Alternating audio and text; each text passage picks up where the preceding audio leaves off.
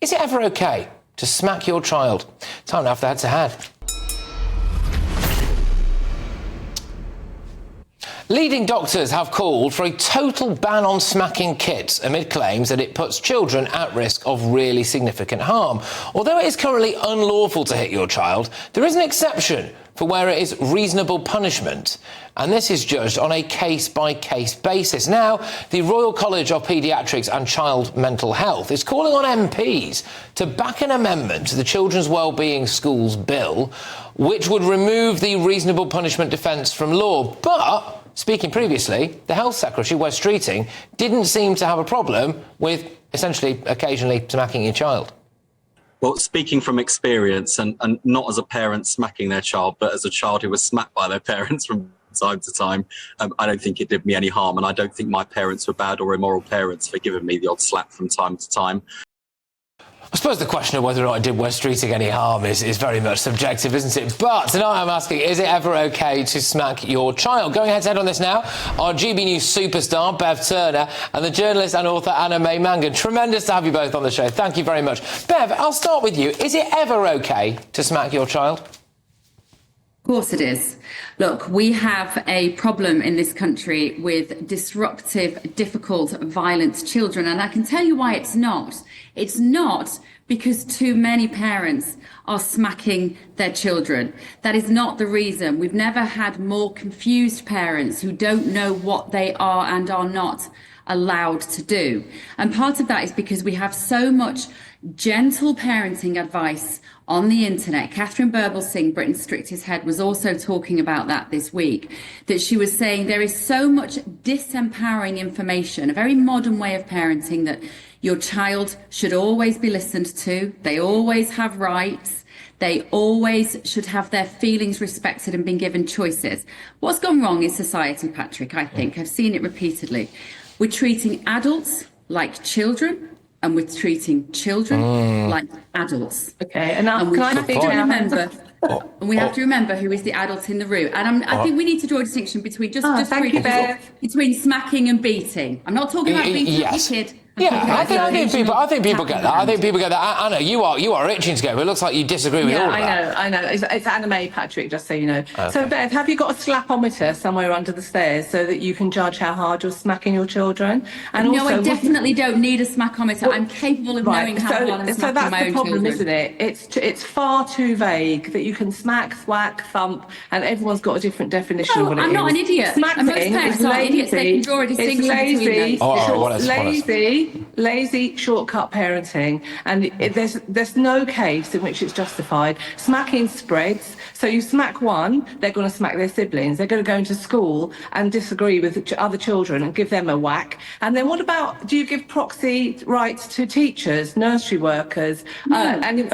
No, you don't. So you love your child so much that you're going to smack them. Only you. It's special for you. Hang on a minute, Anna May. Just so we're clear, Anna May, are you accusing Bev of being a bad mother or something here? I'm saying I can't believe that in 2025 somebody would come on TV and defend doing something to a child that wouldn't be acceptable to a Bev, dog. do you want to come back to that? If you smack a dog in the street, Bev, if you smack a dog in the street, is almost every parent is smacking their child, except they won't admit it. And so what you've developed by that sort of parenting, it is true, is you've developed a culture of shame, whereby parents might have that instinct, as mammals will have, whether it's a monkey or a cat or a lion. In the natural world, the adult, the parent of that young cub, whatever it is, will occasionally. What are we talking about this? Are we talking about hurting children with your hand, and also not even having a standard? Paediatricians are saying don't do it. And also this argument, I know what's going to come next. You're going to say, oh, the police could be involved. Aren't they going to be too busy to do this? Guess what? Children can't dial 999, particularly the very young ones. So there's no protection at all. All right, well, go on, Bev, story time. I have a nice little story. We probably agree on a lot of this. I do think, but actually, because lazy parenting is causing a lot of this problem. Parents who are spending all their time on their phone, not playing with their kids, not teaching them to do anything, but playing a part of that is this idea that the parent is not in control, and it means that the parent has to have the power by the state to enact a reasonable proportion of physical chastisement if necessary. You can't take that power away from them and hand it to the government. You just can't do that. Or you can. You can be decent. You can do what they've done in Scotland and Wales. And also this argument that they're my child, I can do whatever I want to chastise them. That leads to very, very dark places. And I don't want to go there now, but that gives people too much right. There's a collective concern when you're bringing up children, and agreeing not to smack them is really it's a civilised direction of travel. I mean, it's not that long that we sent them up chimneys. What are you saying? You send them halfway up a chimney then? Just to be modern, you know, like, no, it's not at all. This report is saying that the scientists vile. are saying there is no evidence to suggest that smacking a child does them any good, is what the scientists say. Well, of course there's no evidence, because you're not going to have a control group of a group of kids who get a smack, a group who don't, and then in 10 years later you take them to the psychiatrist to see how it went on. You cannot judge this by a controlled clinical trial. It is impossible to do so. So do you know what we do? We trust parents. We trust parents to do the right thing. Why are you putting so much energy, Bev, into defending this disgusting way of handling children, when you could talk to them, you could give them a look, you could deprive them, you could try the naughty step. I've had four children. You don't do both. There's no need to raise your hand to a child if you've got a good enough relationship with them to manage them. And there's punishments. I'm not saying don't punish them. I'm saying don't whack them.